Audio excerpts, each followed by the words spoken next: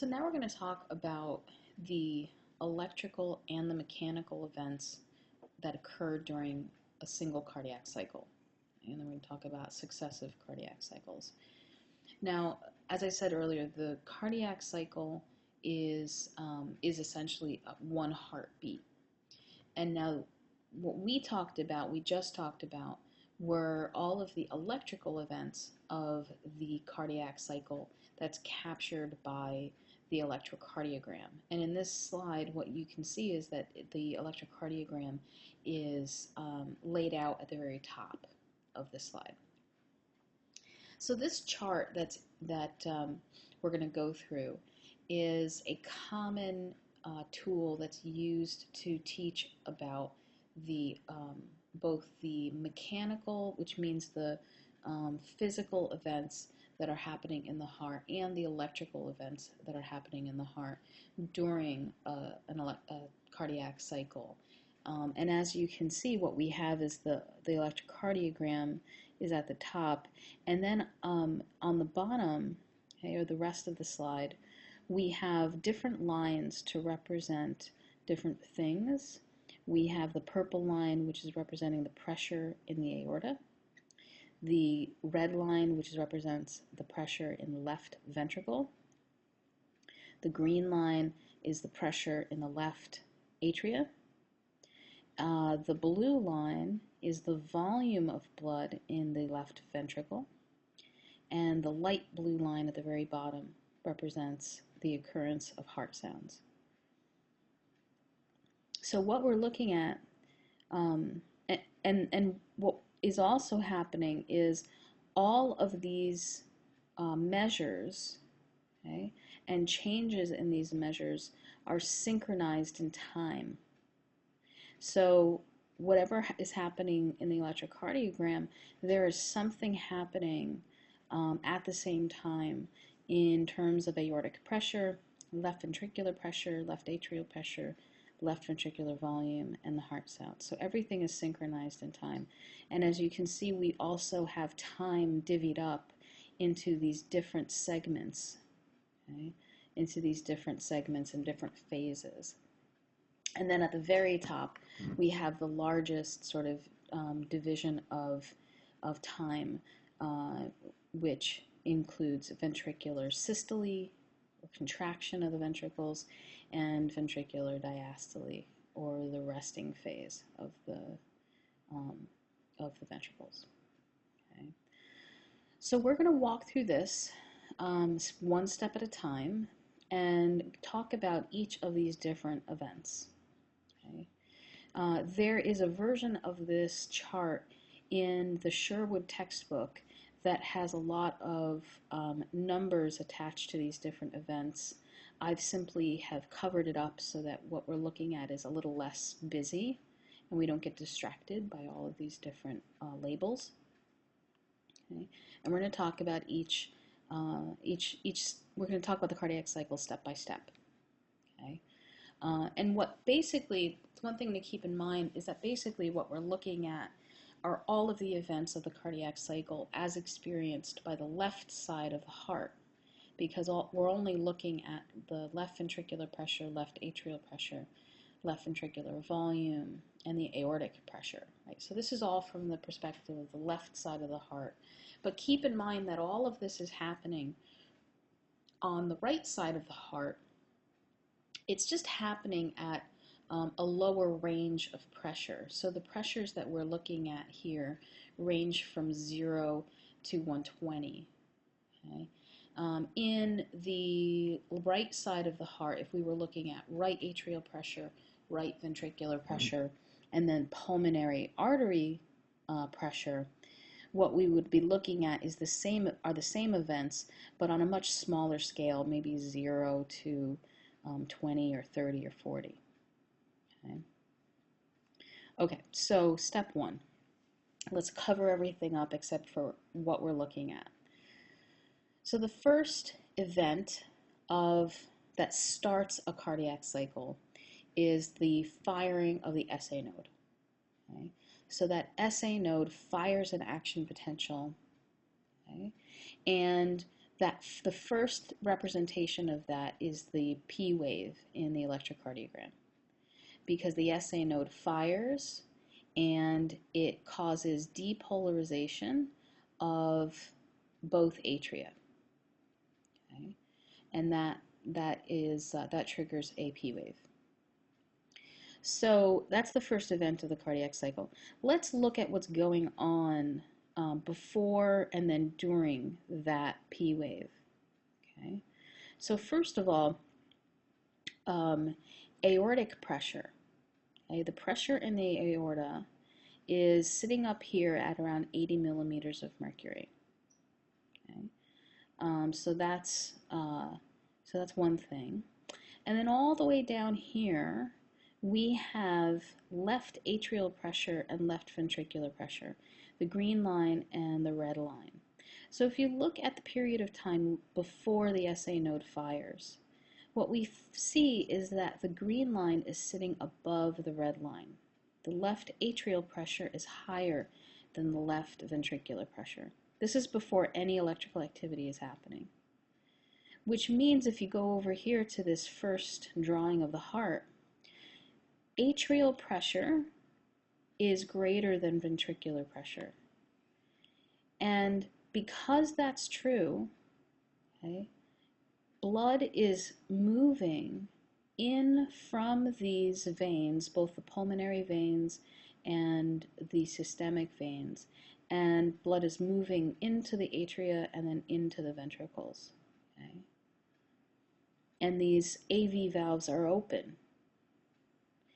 So this stage of ventricular filling we call passive filling, because we're filling the ventricles with blood without needing to contract any muscle.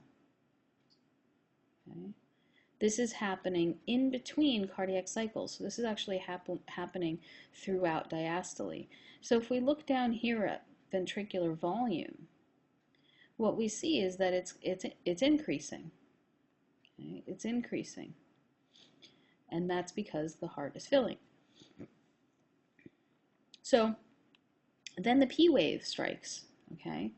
So then the P wave happens. It depolarizes the atria, and then once it depolarizes the atria, it's going to cause atrial contraction. So over here, down here, we see the contraction of the atria, which is going to push more blood into the ventricles. So if we look over here at the green line and the red line, we can see that the atria have contracted because the green line, which is atrial pressure, has increased. Right? It has this bump up. Okay? And we see that causes a movement of blood into the ventricles, because down here in ventricular volume, that blue line bumps up.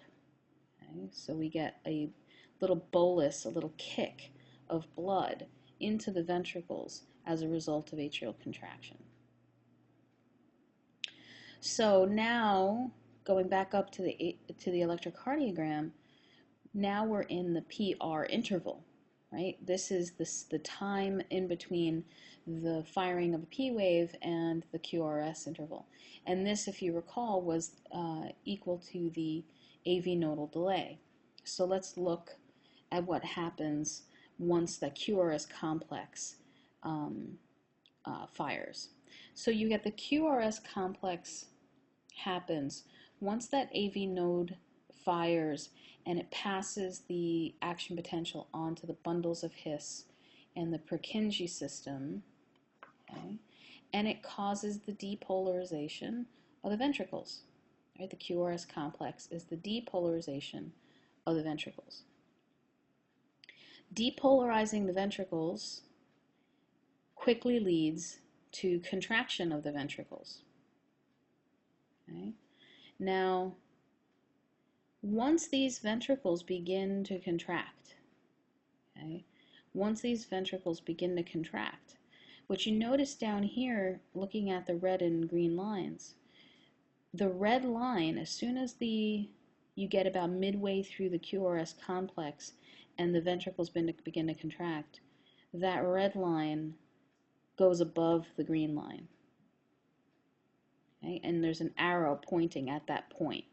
Right here, that arrow is pointing at the point where the red line, ventricular pressure, exceeds atrial pressure, the green line.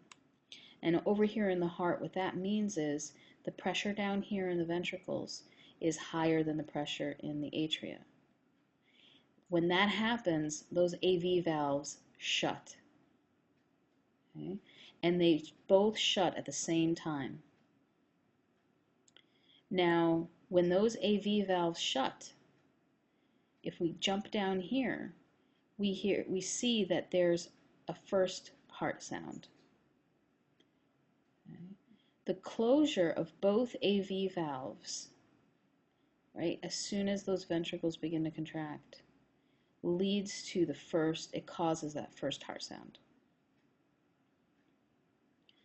The other indication on this graph that we have the closure of the AV valves is that the ventricular volume that was slowly increasing all of a sudden flatlines. Okay? Because there's no more movement of blood into the ventricles, there's no more increase in ventricular volume. It stays the same. Okay?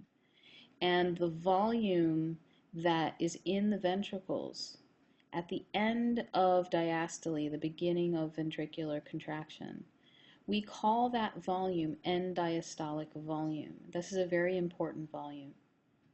Okay? This represents the extent of filling, ventricular filling. Okay? So now what's happening? We have ventricular contraction, right? We've gotten into ventricular systole. And as the ventricles contract, the pressure in the ventricles are increasing. Okay? And you see this red line, ventricular pressure is increasing. Now, the purpose of ventricular contraction is to pump blood into the arteries, to pump blood into the pulmonary artery, into the aorta. However, in order to open that aortic valve, the left ventricle has to build up enough pressure to exceed the pressure in the aorta. Okay? So the pressure in the aorta is up here. It's that purple line. Okay? The red line is the pressure in the ventricle. So the pressure in the ventricle has to go from way down here, close to zero. It has to get at least up to 80 and above in order to open up that aortic valve, in order to get blood into that aorta. Now, this brief period of time that it takes the ventricle to build up that pressure, that period of time is called isovolumetric contraction. Okay? And if we break down that word, isovolumetric, it is, iso means same, and volumetric obviously means volume. So isovolumetric contraction is a contraction against a constant volume. Okay? And so the ventricle is contracting, the volume of blood is what's constant. Because as you can see, all of the valves are closed during isovolumetric contraction. The AV valves are closed and the arterial valves are closed. So isovolumetric contraction is a period of time where the ventricle is building up enough pressure to open up the aortic valve. Okay? And all the valves are closed during this time. Now, what happens once the ventricles build up enough pressure to exceed the resting pressure in the aorta? Well, the aortic valve opens, and that's what this arrow is pointing to right here. The aortic valve opens. You can see that over here on the picture. And then blood rushes out of the ventricle. And we enter what we call the ejection phase. We're ejecting blood out of the ventricle. And down here, if we look at the ventricular volume, you see it is falling rapidly. So once we exceed the resting pressure in the aorta, we are ejecting all the blood that was in, we're ejecting blood that's coming from the left ventricle into the aorta. And as the blood enters the aorta, it actually expands the aortic wall. Okay? The aorta is getting this very rapid and large bolus of blood. It expands that artery wall, and it causes aortic pressure to rise as well. But if you notice the red line throughout that ejection phase, the red line is above that purple line. Okay? The pressure in the ventricle is higher than the pressure in the aorta. But notice that the pressure in the aorta, the purple line, at its peak is approximately 120 millimeters of mercury. Maybe it's slightly less. Okay? Now, the resting pressure in the aorta was 80.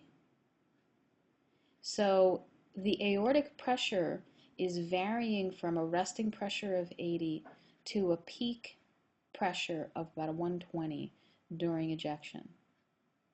So if you've ever taken a blood pressure, we take blood pressures, and the average blood pressure, or very common, it's somewhere around 120 over 80 in a healthy adult. So this is exactly where it's coming from.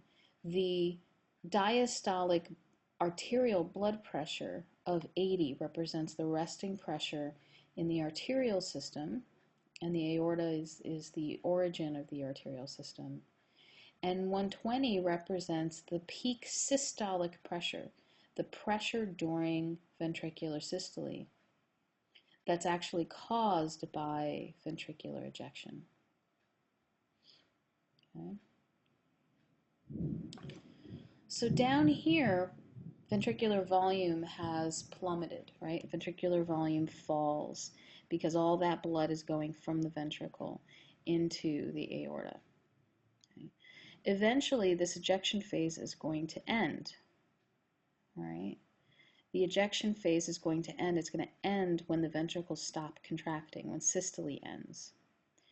Now, the volume at the end of systole, end systolic volume, okay, represents the relative empty phase of the ventricles. So if we compare that to the relative full phase of the ventricle at the end of diastole, okay, we had end diastolic volume, and then during the ejection, the volume falls to end systolic volume. Now, the mathematical subtraction of end diastolic volume and end systolic volume gives you a measure called stroke volume. Stroke volume is defined as the volume of blood ejected by each ventricle, okay, during a cardiac cycle. Okay. It is the volume of blood ejected by each ventricle during a cardiac cycle. And it's a very important parameter. It's a very, very important parameter because basically stroke volume is the volume of blood given to all of systemic circulation with each cardiac cycle. Okay? And at that point, stroke volume then enters the circulatory system and is sent to perfuse. It's used to perfuse all of our organs. Okay? And it is equal to the end diastolic volume minus end systolic volume. Okay, so if we look up here at our electrocardiogram, we're in that ST phase. And if you notice, the T phase actually begins before ventricular systole ends. Okay.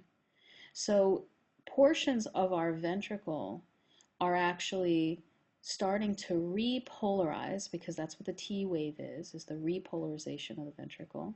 So portions of our ventricle are already repolarizing before the ventricles have finished contracting. And the repolarization tends to happen from the what's called the apex of the heart, or the bottom portion of the heart, and spreads upward, because that's where the depolarization originated, at the apex, and moved upward. So towards the end of ventricular systole, the ventricles are already starting to repolarize, and you can see that the contraction is starting to slow down. Okay? It's starting to slow down, and the pressure in the ventricle is starting to decrease. So this next phase, eventually, as that ventricle is relaxing, as that ventricle is relaxing, the ventricular pressure is going to fall below aortic pressure. It's going to fall below that purple line. When ventricular pressure falls below aortic pressure, we have a closure of the aortic valve. That's what this arrow right here is pointing to, is the closure of the aortic valve. And if we look down at the heart sounds, we see that at that point is the second heart sound. Okay? So the second heart sound is caused by the closure of the aortic and pulmonary artery valves. Okay? So ventricular pressure falls below aortic pressure, the aortic valve closes. But the ventricular pressure is still falling. Okay? It's eventually going to go back to its resting pressure, which was near zero. Okay? And it's going to take a little time for it to get there. So the ventricular pressure is falling, okay? And eventually it's going to fall below that green line again, which was the atrial pressure. When the ventricular pressure, the red line, falls below the green line, atrial pressure, only then will those AV valves open up again. Okay? Only then will those AV valves open up again. And when they do, okay, that's what this arrow is pointing to, is the point at which those AV valves open up, because ventricular pressure has fallen below atrial pressure. When it does, you get a rush of blood, passive rush of blood into those ventricles. And you can see in the left ventricular volume this passive rush of blood in. Okay. Now, if we look at this period of time up here, where ventricular pressure was below aortic pressure, but still above atrial pressure. So the red line was below the purple line, but still above the green line. This period of time is another one of those isovolumetric period of time. Okay, if we go back to that. This isovolumetric, instead of it being isovolumetric contraction, really now it's called isovolumetric relaxation. And what's special about this time is that all the valves are closed again. Okay? So, and that's why we call it isovolumetric. So all the valves are closed. The ventricular pressure is falling, and it's falling against a constant pressure. Okay? And the AV valves don't open until ventricular pressure falls below atrial pressure. Okay. Now, what happened to aortic pressure when we opened that closed that aortic valve? What happened to aortic pressure when we closed that aortic valve? We got this little bump here that we call the dicrotic notch. This little bump. And this bump is this reverberation of pressure when that aortic valve closes. Blood reverberates against the walls of the aorta, and it causes this bump in pressure, this dicrotic notch. And what's interesting about this dicrotic notch is that if you directly measure blood pressure in arteries further down the vascular tree, so the femoral artery, for example, which is in the legs, if you directly measure the pressure in that artery, you will actually see a dicrotic notch. Okay?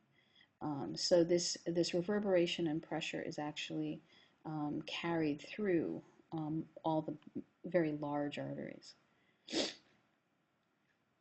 Okay, so this passive filling, if you notice, this passive filling, we don't actually get another P wave until this point here. So you notice that most of the filling of the ventricles is actually being done passively. Okay? Most of the filling of the ventricles during diastole, during that resting phase, is being done passively. And the aorta, the atrial contraction that happens at the onset of the P wave is only contributing a small fraction of the total filling of the heart during ventricular diastole. Okay, sometimes this amount of blood is called the aortic kick. It's this last little kick of blood that aortic contraction contributes. Okay. Now the reason why there's so much passive filling of the heart during diastole is because while the ventricles were contracting and those AV valves were closed, okay, the atria, during the entire time that the ventricles were contracting, those atria were still filling with blood from the venous system. Okay? And in fact, ventricular contraction creates an expansion of the volume in those atria that creates a bit of a suction effect.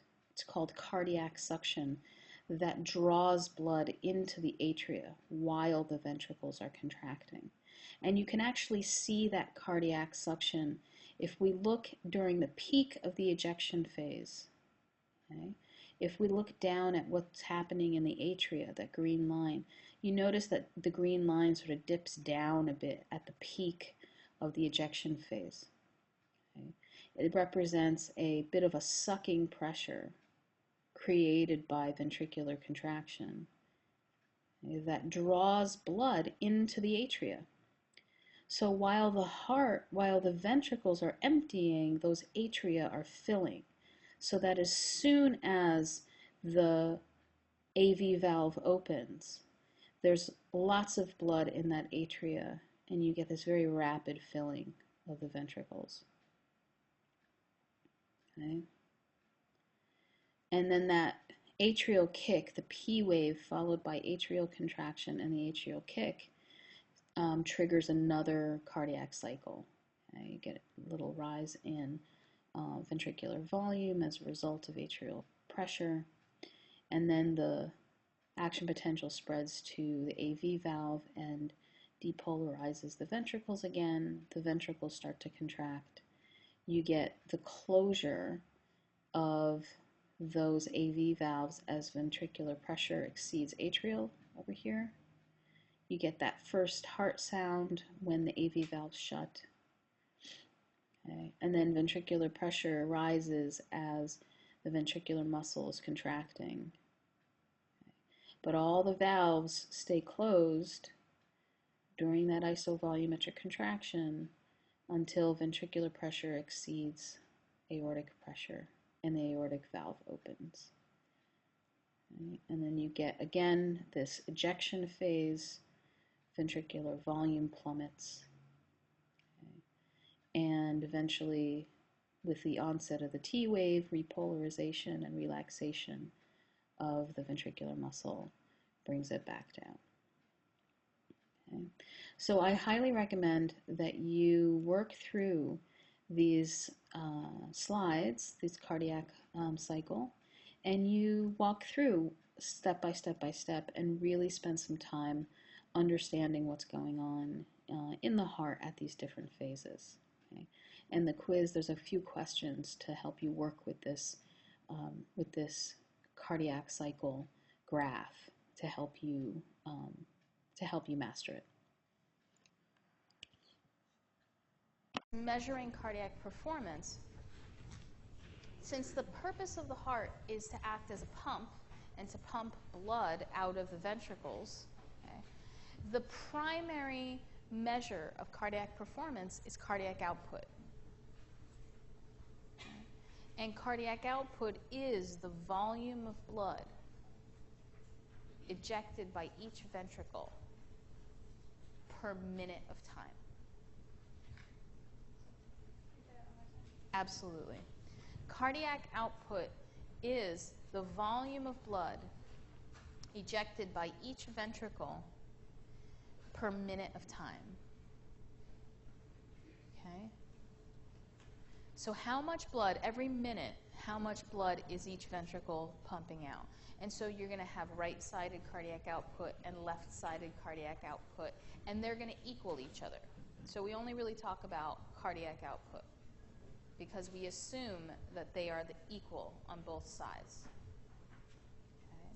Because if they're not equal, then blood is pooling somewhere and it's some sort of pathological state. Okay? So we're not talking about pathology yet, we're talking about normal. So cardiac output is expressed as a volume per minute. Okay? And resting cardiac output for a healthy adult is about 5 liters per minute. So cardiac output is equal to the heart rate times what's called the stroke volume.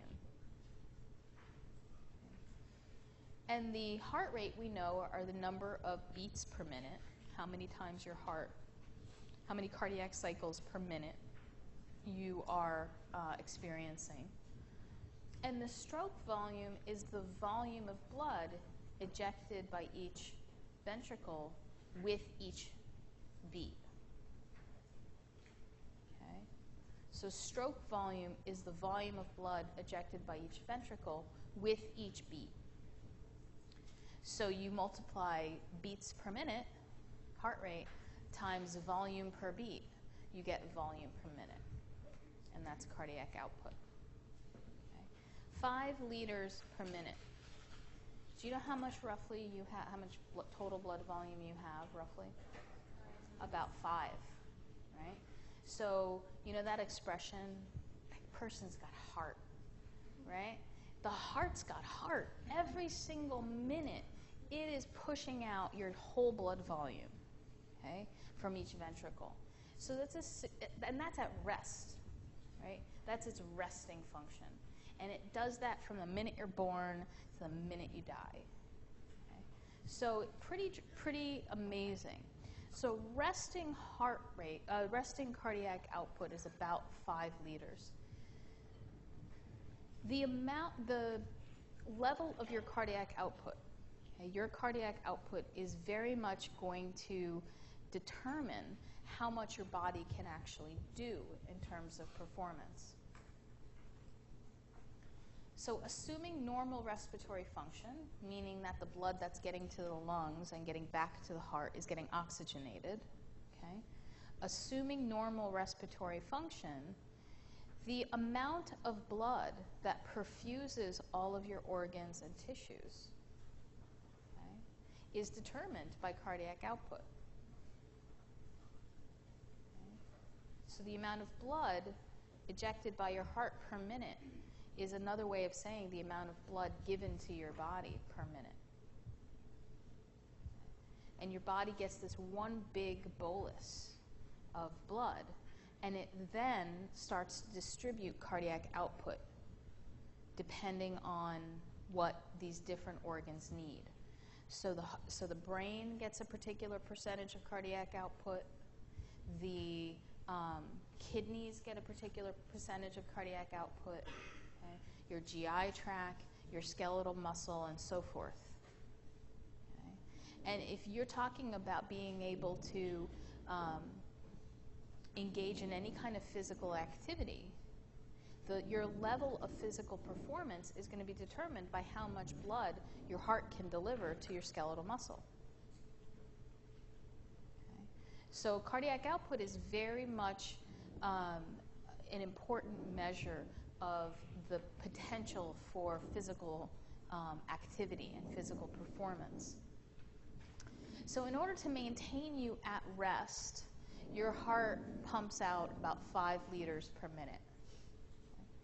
Your maximal cardiac output, the maximal amount of blood per minute your heart can pump out, is a very individual number. But it's going to be greatly affected by your age, okay? Because as you age, your maximal heart rate is going to go down. Okay, what's that? People who like to work out, what's that quick and dirty formula for your max heart rate? Anybody know it? 220 minus your age, right? That's the quick and dirty way to roughly estimate your maximal heart rate. 220 minus your age. In order to accurately measure your maximal heart rate, we have to torture you by putting you on one of those treadmills, right, that hooks you up to an EKG or at least a machine that measures heart rate, and then increase the grade and the speed of the treadmill until the increase in your heart rate doesn't go up anymore, right? So 220 minus your age is a lot easier than experimentally actually calculating your maximal heart rate. But since cardiac output is heart rate times stroke volume, max cardiac output is maximal heart rate times maximal stroke volume. So max heart rate is also very individual, but generally it's very predictable by age. Okay? But max stroke volume is where it becomes very, very individual. So you have some athletes that are born with these particularly large hearts that are not pathologically large. They're just large in terms of the ability to handle blood volume. And so their maximal stroke volume, the maximal amount of blood that their heart can eject per beat, is particularly high. Okay? But stroke volume, max stroke volume, is one of these modifiable factors that in a sedentary person who never exercises, it's going to be a predictable amount depending on an average amount depending on your age and the size of your body. But as you start to exercise more frequently and become exercise trained, right, become more fit, your maximal stroke volume starts to increase. So your heart actually becomes more efficient and starts to work better as you become more vascularly fit. But no matter where your max cardiac output happens to be, okay, no matter where it happens to be, the difference between your max and your resting represents what's called your cardiac reserve. So this is really all you can do, right? The difference between max and resting is if you have an increased demand on your body, you can only increase cardiac output by this much. Okay? You need resting cardiac output in order to maintain baseline function, and then anything above that, this represents your reserve. Okay? So when individuals start to suffer from progressive heart failure, okay, their cardiac output reserve starts to narrow. Okay? And once your cardiac reserve starts to narrow significantly, you can experience something that in the nursing diagnosis world is called activity intolerance, okay? Where you don't tolerate much activity because you can't generate that increased cardiac output above resting to support it. Okay.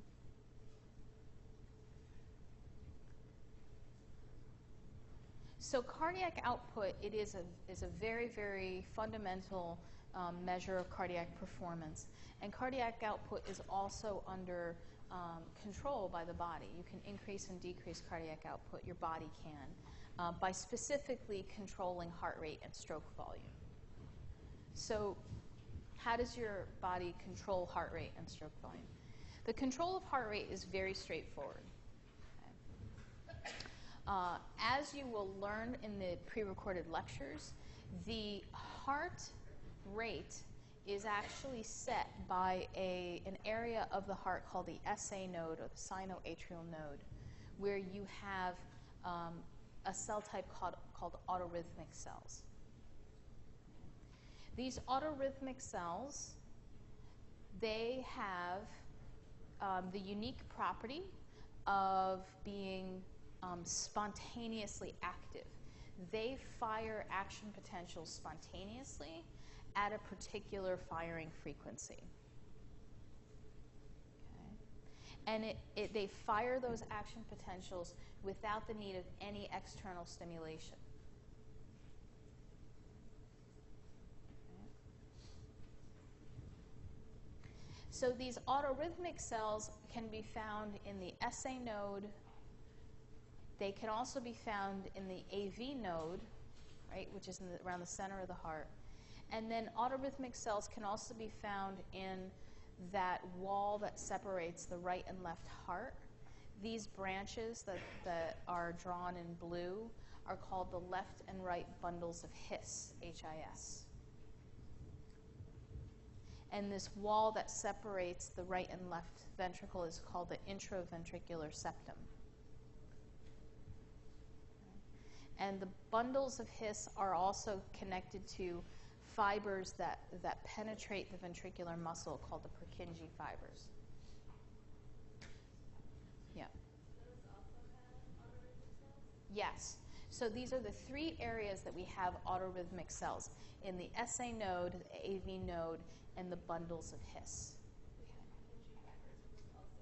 No, so the fibers that the Purkinje fibers and the fibers that connect to these three areas are like neuronal axons. They're very similar to neuronal axons. They're not spontaneously active themselves, but they propagate an action potential that starts wherever it starts. Okay, yes, sir? It's these blue lines that are within the septum here. There's a Yeah, and then these little branchy things that are getting into the muscle are the Purkinje fibers. Okay. So three areas of autorhythmic cells: SA node, AV node, and the bundles of His. Now, these three areas have different natural firing frequencies. And the group that has the fastest natural firing frequency is the SA node. And what that means is the SA node naturally, without any external stimulation, fires more action potentials per minute than any other group of autorhythmic cell in the heart. Okay? So that's the fastest. The SA node is the fastest. And because it's the fastest, it gets to set the pace.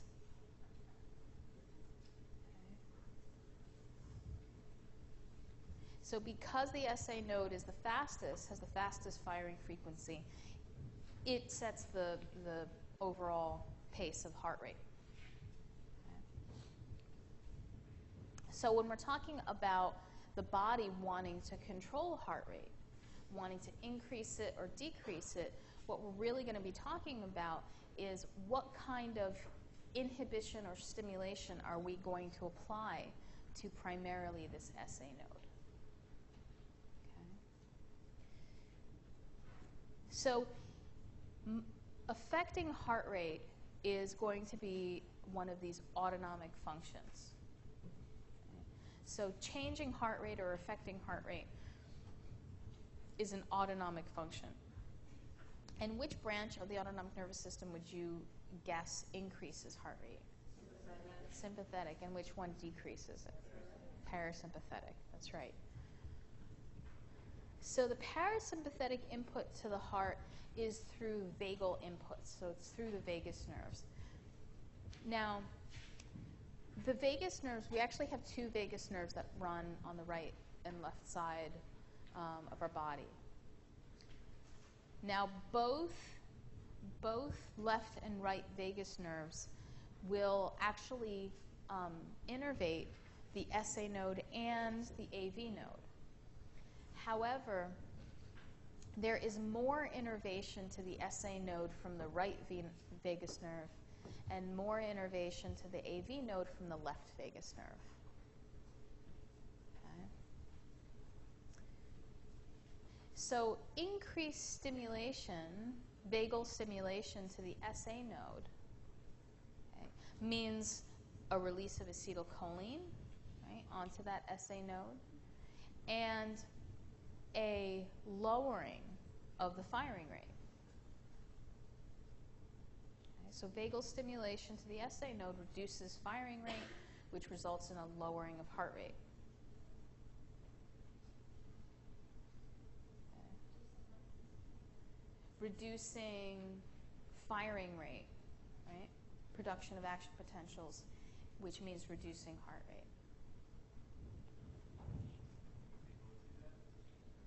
What's that? I'm going to tell you what the AV node does. No, the effect on heart rate is primarily through innervation to the SA node. Okay? The vagal input to the AV node does something slightly different. Okay? Now, the AV node, notice where the AV node is sitting. We know that the SA node fires the action potential first. Action potential is fired, and it's going to spread to the atria and cause atrial contraction. It also spreads to the AV node. And once that AV node fires an action potential, it quickly spreads to the bundles of His and the Purkinje fibers. And what contraction is going to happen right after that? Ventricular contraction. So there is normally a short delay between the firing of an action potential in the SA node and a firing in the AV node. It's called the AV nodal delay. And it's designed to give an opportunity for the atria to contract and blood to move into the ventricles before then the ventricles contract.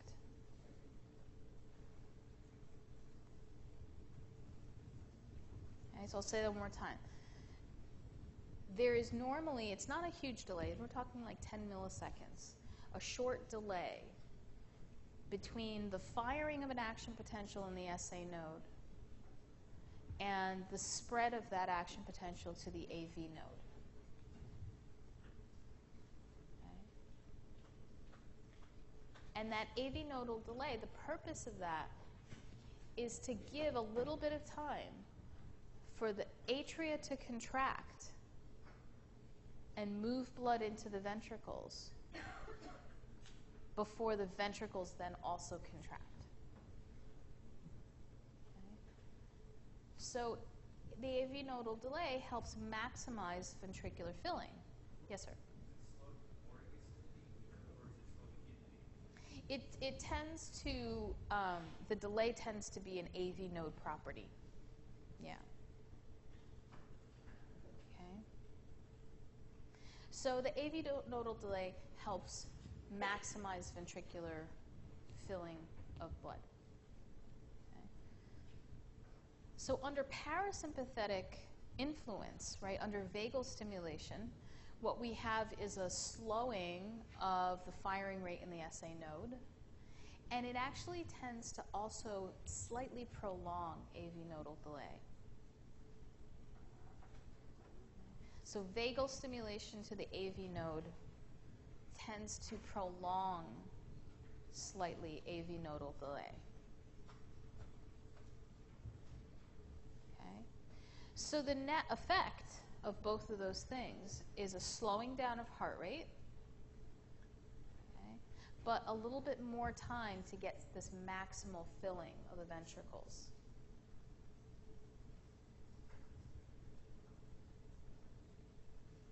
Okay? So vagal stimulation to the heart, SA node firing slows down, AV nodal delay is lengthened a little bit, and the net effect is heart rate is reduced, and you have a little bit more time to maximally fill the ventricles with blood. Okay.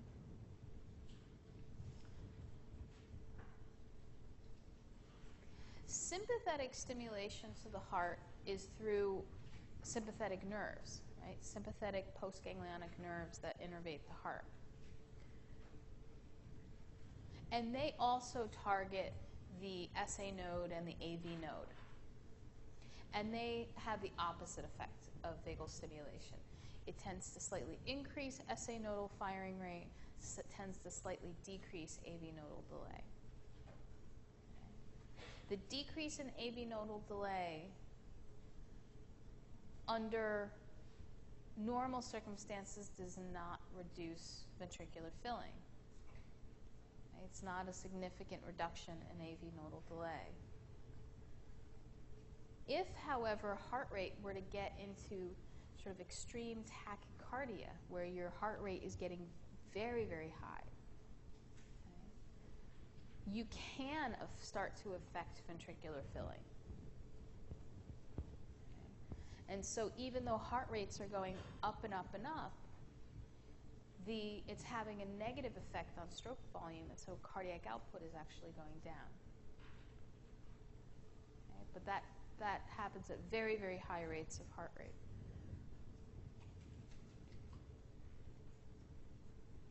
Okay.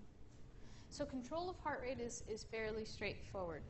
We have a natural firing rate, and the natural firing rate of the SA node is somewhere between about 70 to 90 beats per minute.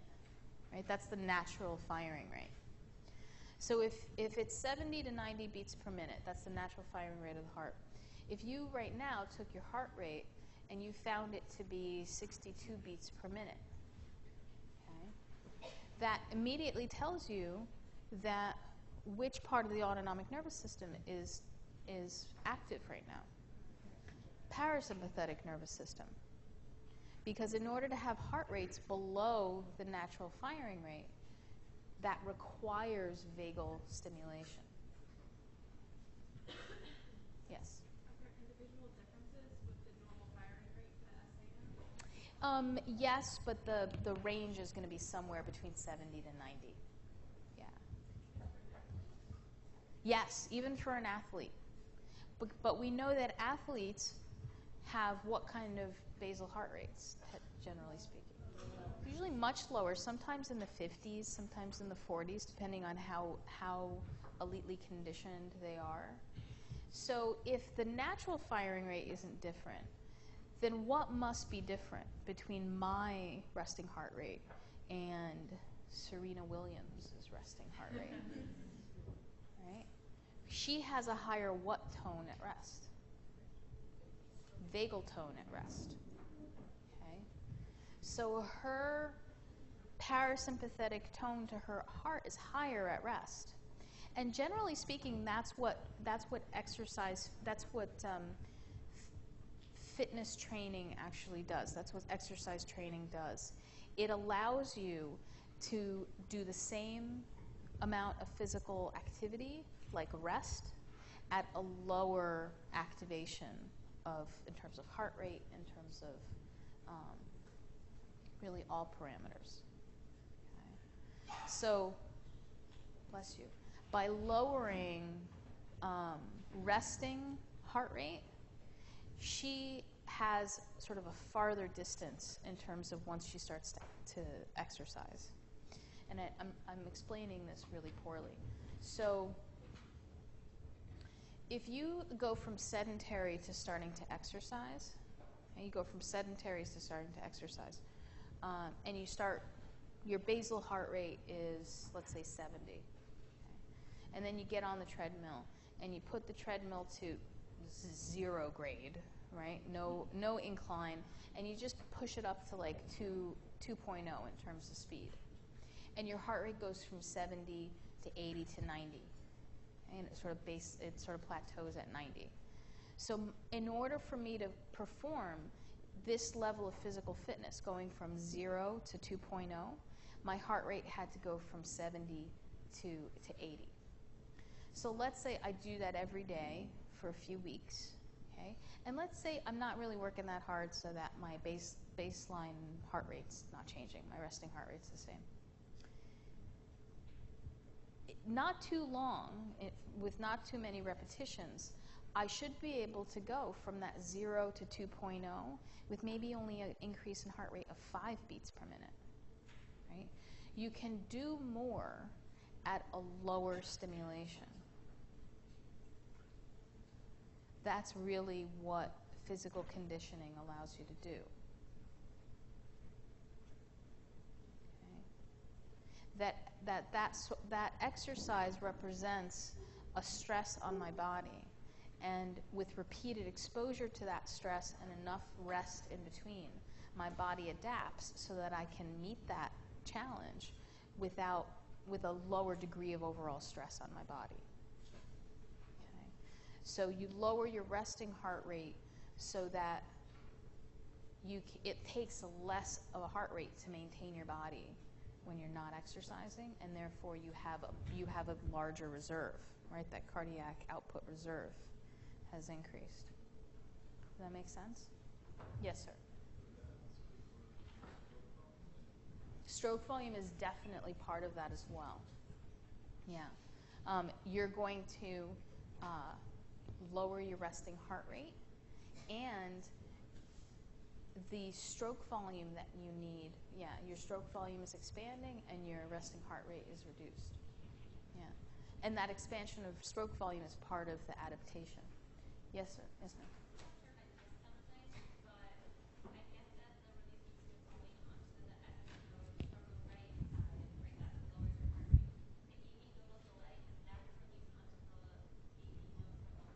Yes, yes. So the way it's drawn, it looks like the right vagus nerve is only hitting the SA node and the left is only hitting the AV node. They're actually both contacting both spots, but there's more innervation from the right side to the SA node and the left side to the AV. You're welcome. Okay, so adjusting heart rate, I may not have made it sound simple, but it's fairly straightforward, right? If we want to reduce heart rate below the intrinsic firing rate, we have to stimulate, we have to increase vagal stimulation. And if we want to elevate it above the natural firing rate, we have to stimulate it through sympathetic stimulation. Okay. So long ago, when people had heart transplants, the surgical techniques have improved in recent years, but it used to be that people who had heart transplants basically had to live the rest of their lives with what they called a denervated heart, meaning a heart that no longer had parasympathetic or sympathetic innervation to the heart. Okay. For those individuals, whether they wanted to exercise or be at rest, their heart rate was always at the intrinsic firing rate of the SA node.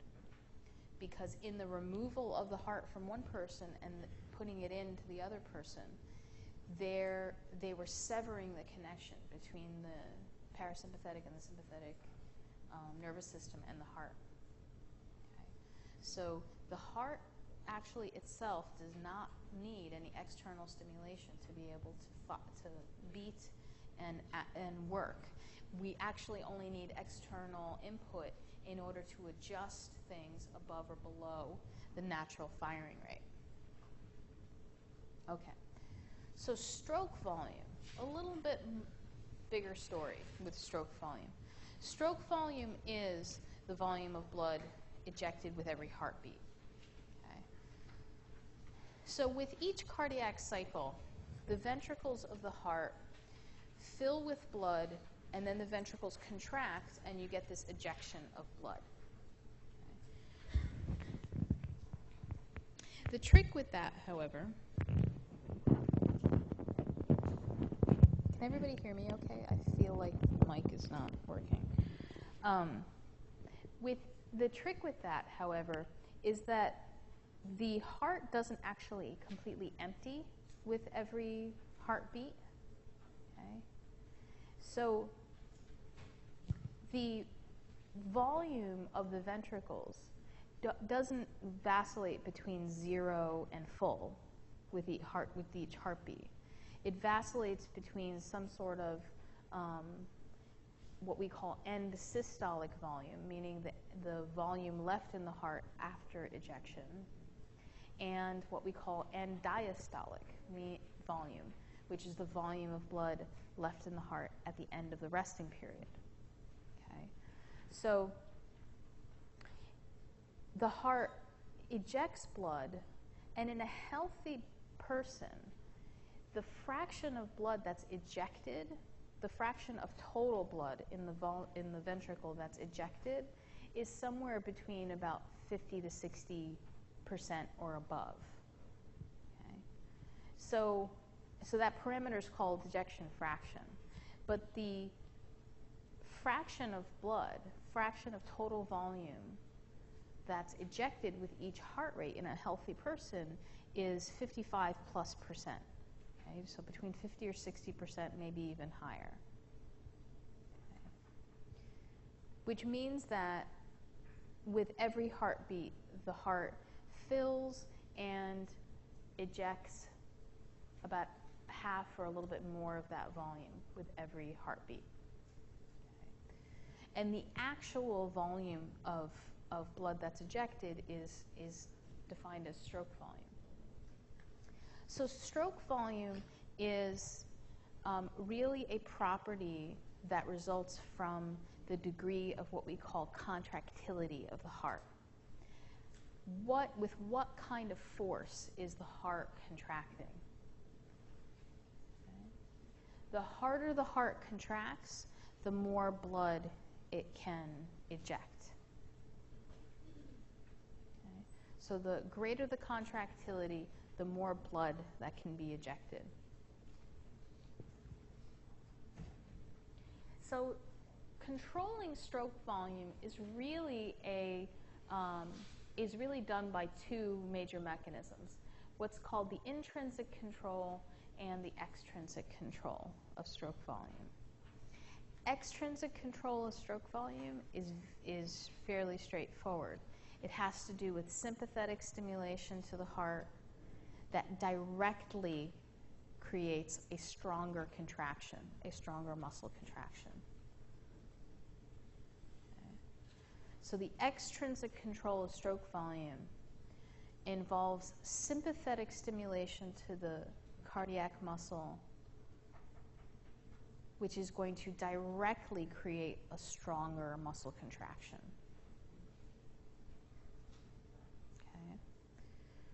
The intrinsic method of adjusting stroke volume has to do with a very unique property, intrinsic property of the heart. And this property is called the Frank-Starling relationship. And the idea is, very simple idea, the more you fill the heart, the more the heart stretches, and the greater force of contraction it can then generate.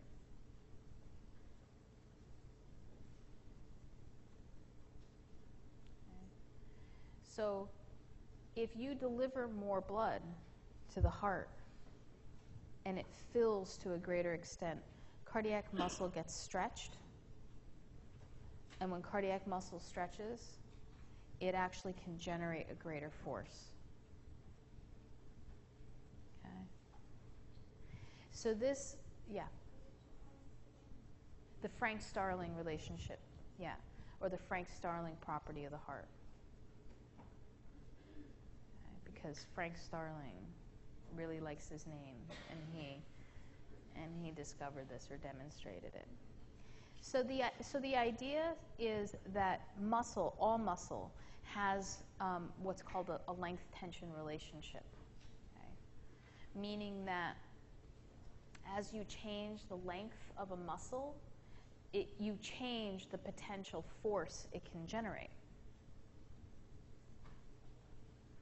Okay? And so for skeletal muscle, right, so here all these people, all the folks that either studied this in college or just like to work out and know this, or just know it because I'm about to tell you it. So for skeletal muscle, so we know that my bicep, okay, the resting length of my bicep is when my elbow's at a 90-degree angle, right? When this is at a 90-degree angle, my bicep is at a resting length. When it's a less than 90-degree angle, it's shorter than resting, right? The length of the bicep is shorter. And when it's at a larger than 90-degree angle, it's longer than resting. For skeletal muscle, the resting length of the muscle is the length that is optimal for the generation of force. That's skeletal muscle. So I can generate more force with my bicep if I start off at a 90-degree angle than if I start off at a less than 90-degree angle or greater than 90-degree angle. Okay? It's different with the heart. The optimal length for the generation of force is actually much longer than the resting length of the heart, resting muscle length of the heart. Okay? So the resting length is shorter than the optimal length for generating force. So when you fill the heart more and more, you're actually just getting closer to that optimal length. So the heart can generate more and more force the more you fill it. And of course, there's a point to where you fill it anymore, right? There is a point where you're going to fill it and you're at that optimal length. And if you fill it anymore, you're at greater than optimal. You know what I'm saying? Was that a no? Yeah. So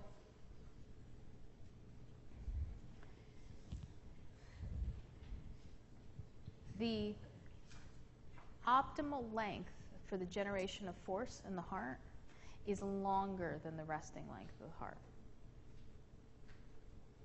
Okay.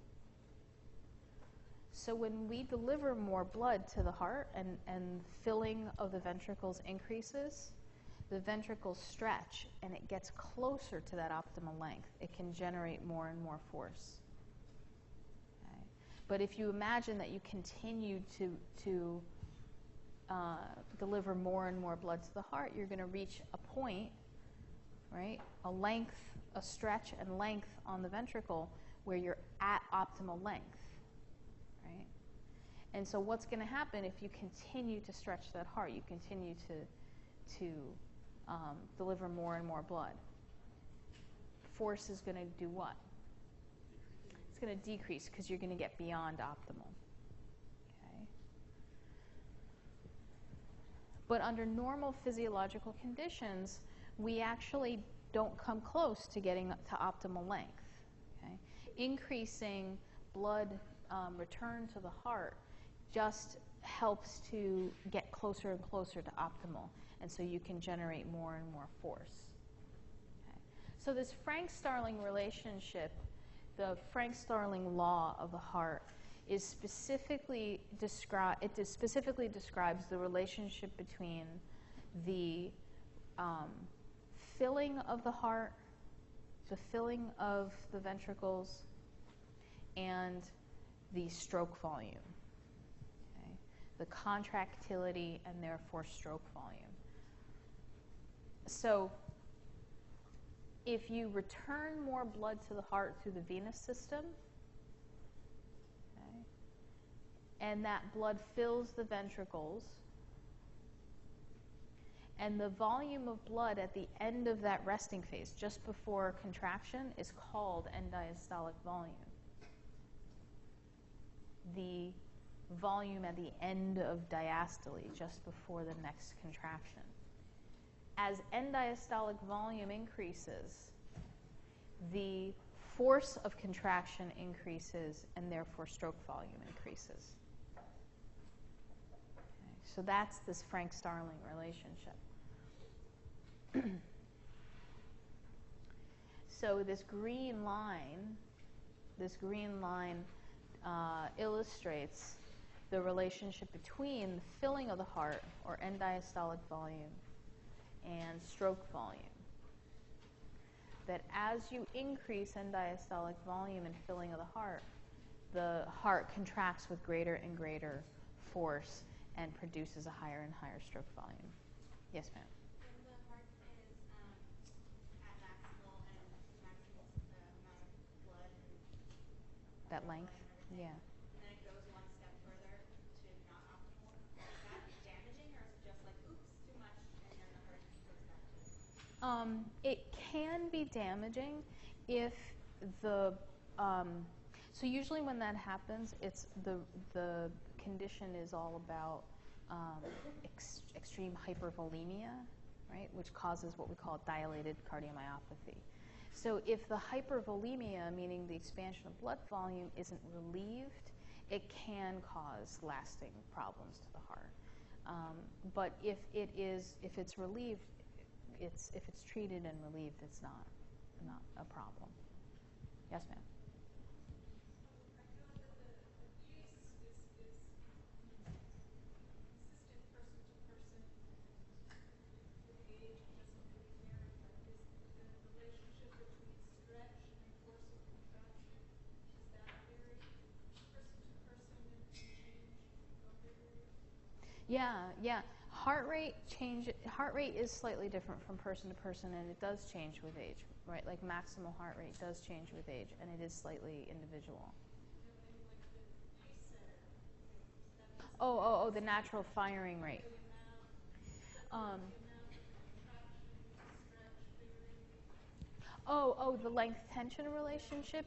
No, that's going to be fairly conserved as well, but it's going to be proportional to that heart. So a person with a larger heart's going to have a length tension relationship that's relevant for that sized heart, right?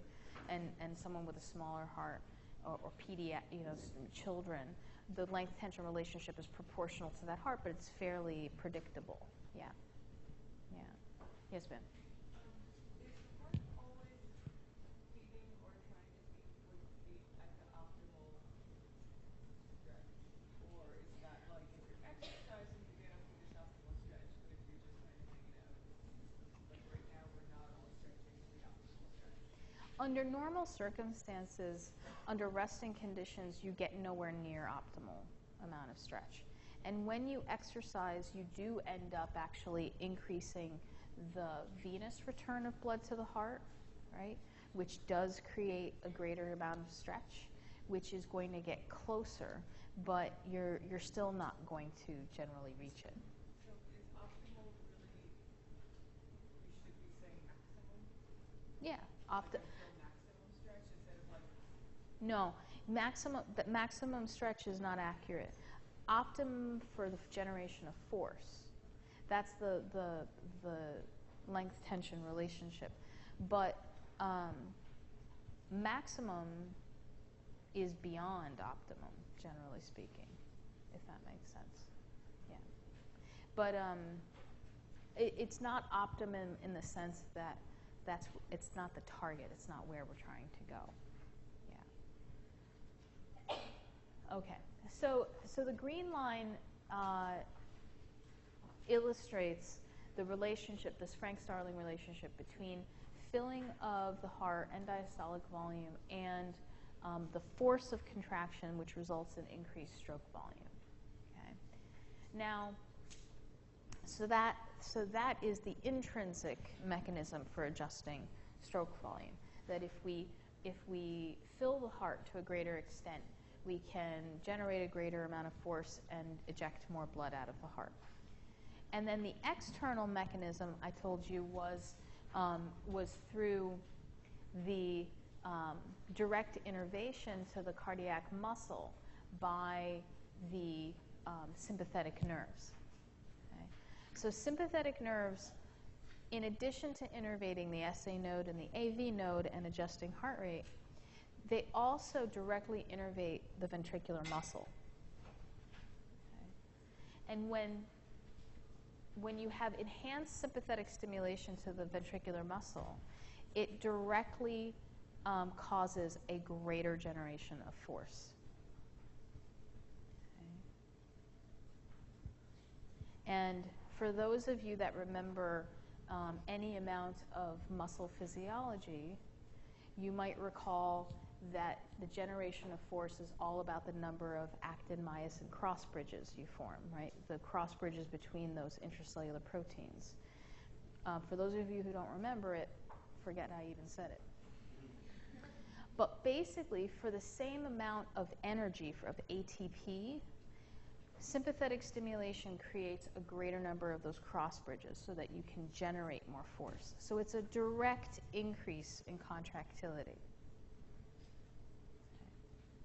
So sympathetic stimulation creates a direct increase in contractility.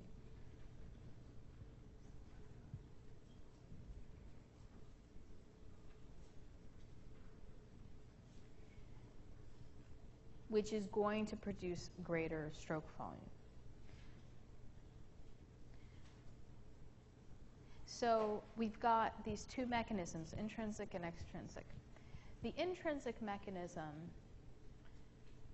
under what circumstances, and this is a rhetorical question, under what circumstances might you return more blood to the heart, right, increase filling of blood to the heart, without it also accompanying an increase in sympathetic activity, right? So under what condition might you fill the heart more, but it's not because you're increasing your, you're not exercising, you're not increasing sympathetic stimulation? Well, generally speaking, it's all about positional changes, right? So the venous system returns blood to the heart, but the venous system is are these very compliant vessels. They're not muscular in nature, right? The pressure in the venous system is fairly low. And so if I stood perfectly still at the front of this room for long enough, blood will pool in the lower half of my body, right? And eventually I might do what? I might faint, right? Because there's not enough blood flow back to my heart in order to then pass it on to my brain. And so my brain eventually says, that's it. We're going to make you horizontal because you clearly can't be trusted to take care of us. So positional changes of the body can enhance venous return to the heart and therefore stroke volume. So if somebody went from a standing position to a lying down position to a position that tilts you, raises your lower limbs, okay, above the level of your heart, that's going to enhance venous return to the heart, enhance filling of blood of the heart, and stroke volume. Okay, purely intrinsic mechanism. But more commonly, right, when you want to increase stroke volume, it's because you're doing some sort of physical activity. Okay? You start walking up a couple of flights of stairs, you're going to increase sympathetic stimulation to actually all of your cardiovascular system. Okay? So sympathetic stimulation to the heart means that the ones that are sympathetic stimulation to the SA node and the AV node causes what? Increased heart rate. Okay, so sympathetic stimulation to the heart, your heart rate increases. Sympathetic stimulation to the ventricular muscle, contractility increases. Okay? Sympathetic stimulation to your vasculature, you constrict your blood vessels, including your veins. Okay? When you constrict your veins, it enhances the venous return of blood to the heart. So what this purple line is demonstrating is actually the same relationship, this Frank-Starling relationship that describes the effect of increased filling of blood in the heart and stroke volume. The purple line is when you also have enhanced sympathetic stimulation to the body. Okay. And so this exaggerated curve, which means that for any increase in end diastolic volume, so you go from 0 to A, if you compare without sympathetic stimulation with sympathetic stimulation, you're getting a much greater stroke volume for any amount of increased filling. Okay? And that's because you are also getting direct increased contractility through that sympathetic innervation to the cardiac muscle. That makes sense? So usually, even though we talk about them being separate things, intrinsic, the Frank-Starling relationship, and the extrinsic through the sympathetic nerves, really they are usually seen together. They're usually happening together. Okay, and one supporting the other. So in the control of cardiac output is equal to heart rate and stroke volume. So any increase in heart rate or stroke volume increases cardiac output. Heart rate is controlled by either increasing or decreasing sympathetic activity or parasympathetic activity. Right? Parasympathetic stimulation decreases heart rate, which will decrease cardiac output. Sympathetic stimulation increases heart rate, which is going to increase cardiac output. On the stroke volume side, okay, you have both intrinsic and extrinsic mechanisms of adjusting stroke volume. The intrinsic mechanism means that anything that enhances venous return is going to increase end diastolic volume, and that is going to cause more stretch, greater contractility, and a greater stroke volume. Okay. The extrinsic control describes the direct sympathetic stimulation of contractility in the heart, which enhances stroke volume. Okay. But increased sympathetic activity is also going to act to constrict veins and increase venous return. Okay. So once you get increased sympathetic activity, you're getting both a direct increase in contractility and also enhanced filling and the Starling effect. Yes, ma'am? Athletes have a larger stroke volume. Why is that? When athletes have a larger stroke volume, it's about the efficiency of the cardiac muscle itself. So it's the same thing when you train any muscle in your body. That the repeated stress, the muscle actually starts to reorganize and intracellularly it reorganizes so that it can generate more force. So the enhanced stroke volume in part is because the cardiac muscle itself is actually reorganizing and becoming more efficient.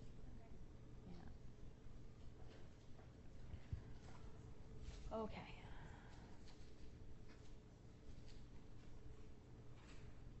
All right, so the vascular system. So that was sort of the last part of the cardiac section. So we're going to move on to the vascular system. So the vascular system has to do with, it's really going to be a study of our systemic veins that carry blood to the heart, okay? And then the systemic arteries that carry blood away from the heart and perfuse smaller arteries called arterioles. The arterioles, arteries form arterioles just before they enter any organ. Okay?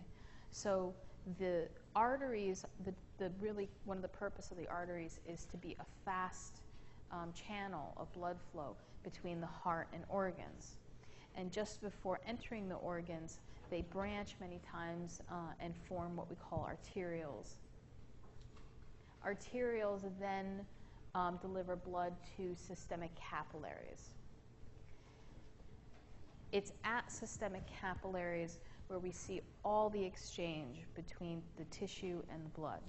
So all the gas exchange that's happening at the level of the tissues is happening in the systemic capillaries. The delivery of things like glucose and fatty acids and amino acids and all of the nutrients that the minerals and electrolytes and nutrients that the tissue needs is all done at the capillary level. Blood then drains out of the capillaries and into small venous channels called venules. And then once out of the organ, the venules then drain into larger veins, which then drains ultimately into the inferior and superior vena cava and drain back into the heart. Okay, so we're going to start with systemic arteries and talk about each of the parts of the vascular tree.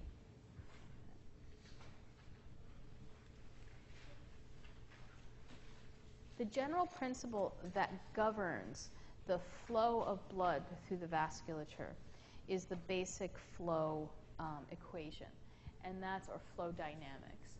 And that's the idea that in order to get blood to flow from one area to the next, you have to create some kind of pressure gradient.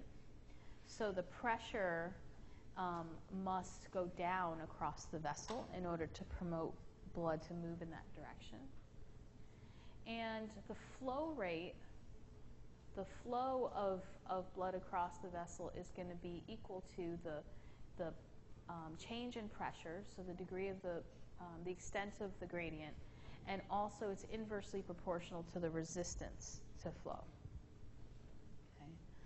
And the resistance to flow is any kind of resistance that impairs the flow of blood across the vessel. In terms of our circulatory system, resistance to flow comes in two basic types, or two basic properties is going to play into resistance. One, which doesn't change from moment to moment, it tends to be a static property, is the viscosity of blood, how thick the blood is. And how thick the blood is in the blood in circulation, how thick the blood is really about the ratio of plasma to red blood cells. Okay? So hematocrit is going to be a determinant of blood viscosity, which is one factor that can create resistance to flow. The other factor that creates resistance to flow is very much relevant from a moment-to-moment basis, and it's regulated by the body and changed by the body all the time, and that's the radius of the blood vessel.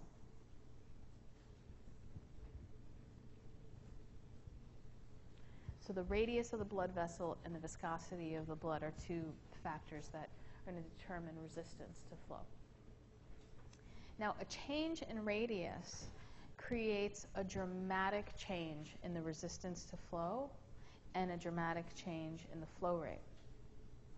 Okay? And it's a really exponential relationship.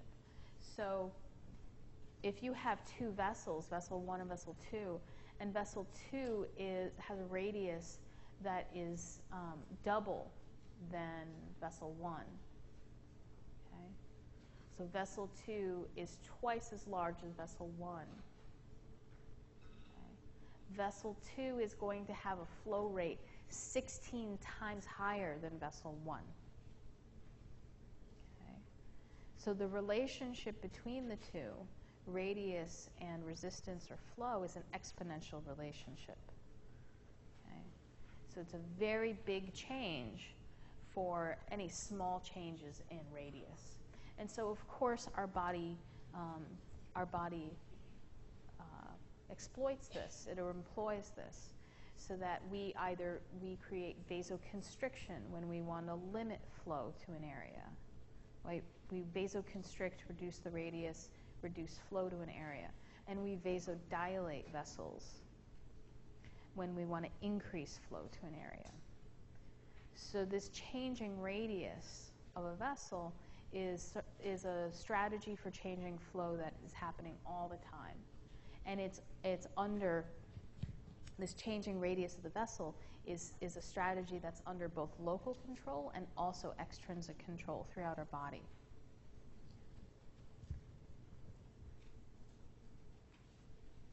So arteries. Arteries are the large vessels that receive blood, oxygenated blood that's pumped out of the left side of the heart. Okay? Now, arteries have some key properties to them. If you look here, this is the sort of the stripped down anatomy of one of these larger, very large arteries. If you see this, it has a wall that's very elaborate. The interior of the artery wall is the same interior that you see throughout all the blood vessels in the body, and that is a layer of endothelium. Okay? These flattened cells that make up the inner wall of all blood cells. Okay? So the endothelium in the very inner layer.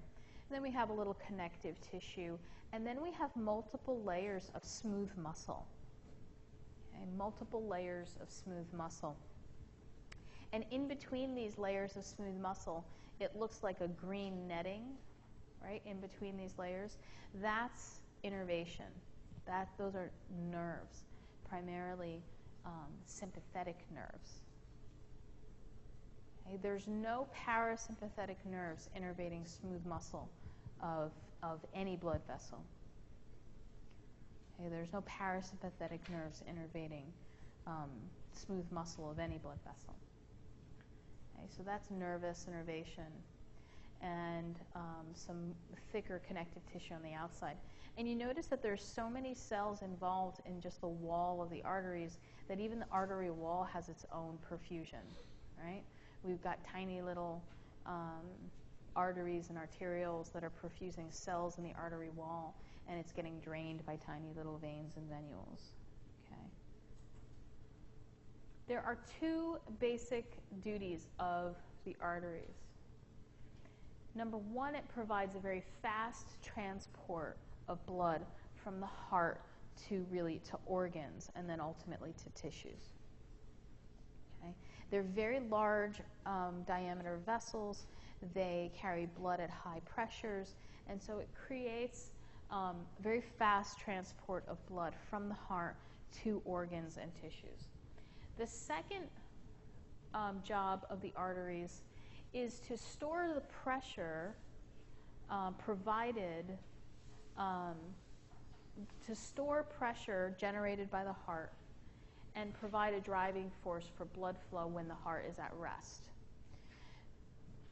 So what does that mean? When the heart is contracting, right? When the heart, are you asking a question or are you answering my rhetorical question? Because I didn't say it was rhetorical. Yeah.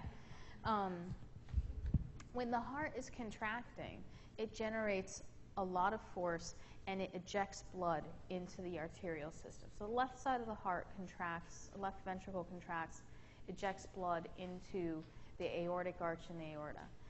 That force of contraction, that pressure that's generated in the left ventricle, is converted to stretch on that artery wall. Okay? And that's registered in the arterial system as systolic blood pressure. Right? When the blood pressure goes from 80 to 120, that rise in pressure is caused by the entry of blood into the arteries and the stretch on that artery wall. And all of that is coming from ventricular contraction. So now you've got this stretch on these elastic artery walls. So now when the heart enters diastole and is at rest, the rebound, the elastic recoil of the artery wall provides the driving force for blood flow to the organs. Okay. So those arteries are going to transfer that force generated by the heart. It's going to transfer it into initially stretch on the artery wall, and then that gets transferred into pressure in the arteries, which is really the perfusion pressure, pressure perfusing all of the organs and tissue.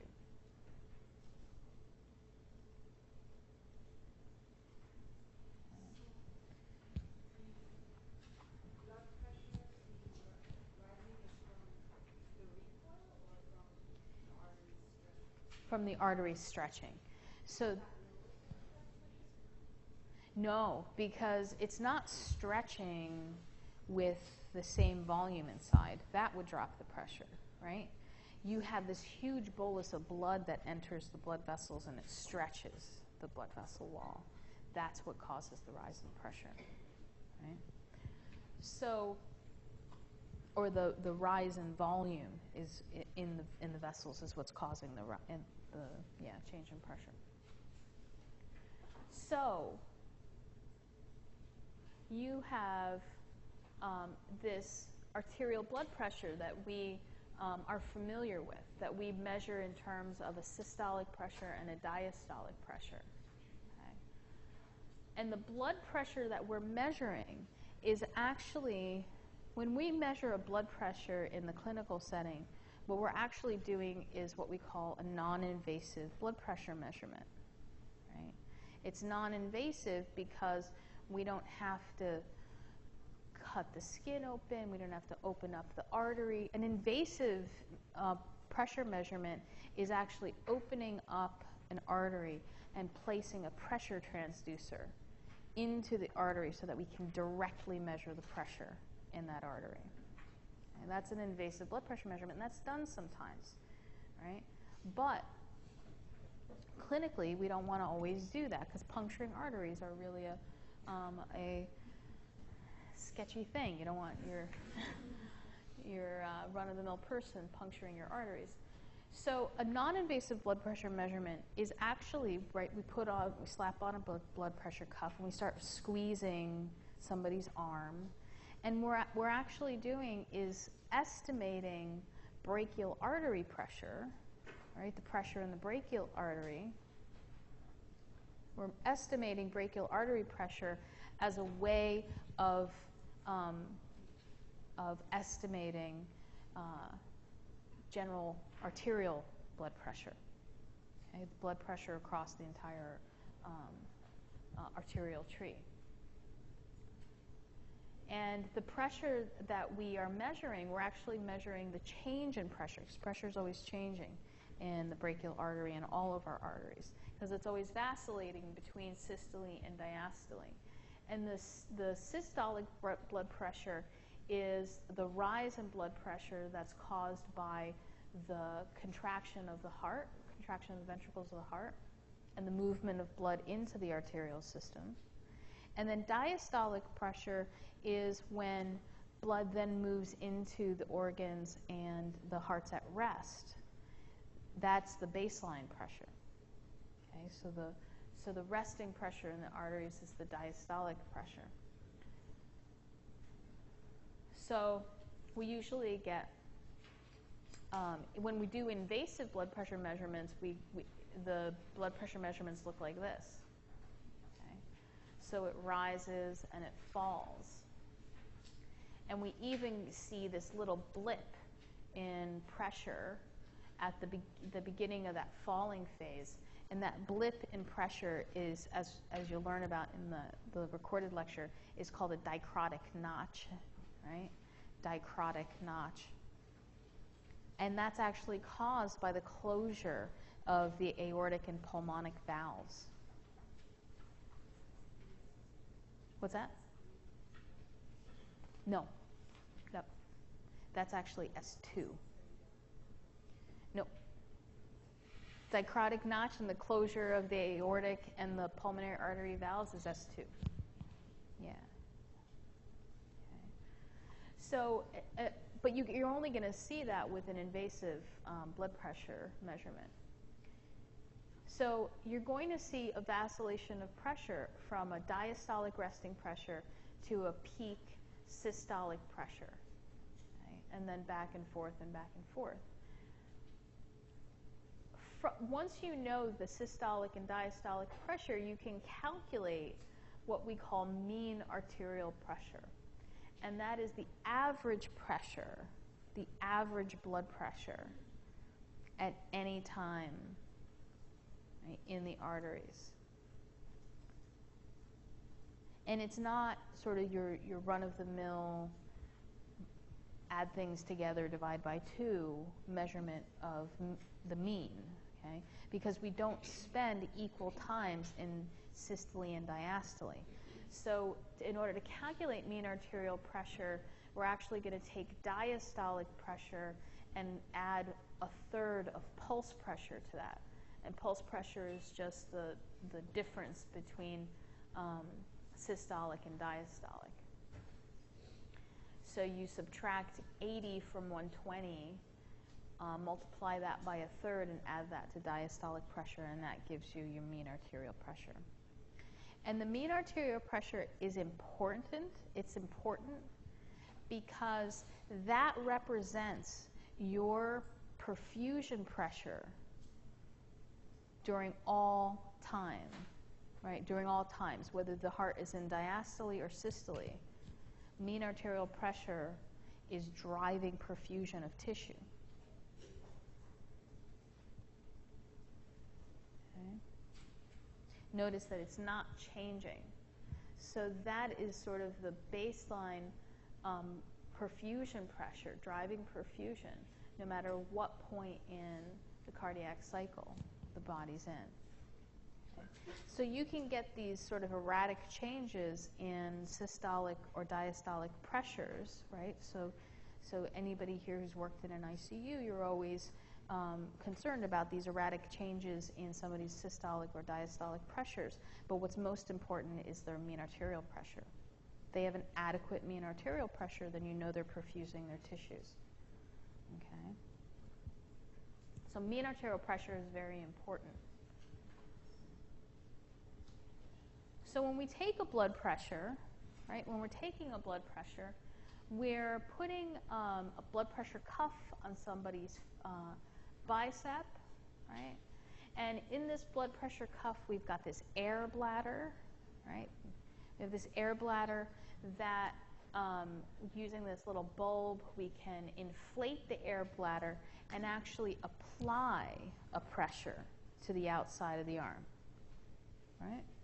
And so the pressure that's being applied to the outside of the arm is measured by this, what's called a sphygmomanometer. That actually is what it's called. Okay, and what it's measuring is cuff pressure. What the sphygmomanometer is measuring is cuff pressure, right? And it's either attached to the wall or it's the little circle thing that you hang on the cuff. Okay? And what we're trying to do is estimate brachial artery pressure. So we've got this brachial artery running down the bicep, okay? And the brachial artery pressure, the pressure by which the blood is moving through this brachial artery, is vacillating between systolic and diastolic, right? So what we want to do is squeeze on that bicep hard enough with enough pressure to actually initially stop blood flow through the brachial artery, right? So a couple of ways methods to do this. One method is just increase the cuff pressure until the person looks like they're going to kill you, right? And then start to back off. But the more accurate way is to do it in a couple of different ways. But one way is that you take a radial pulse, right? And at the point where you lose the radial pulse, okay, the point where you lose the radial pulse, that means that no more blood flow is moving through the brachial artery. Okay? When you lose the radial pulse, that means that you are squeezing on your brachial artery with a pressure that at least exceeds what pressure? Systolic pressure, the peak pressure in the brachial artery.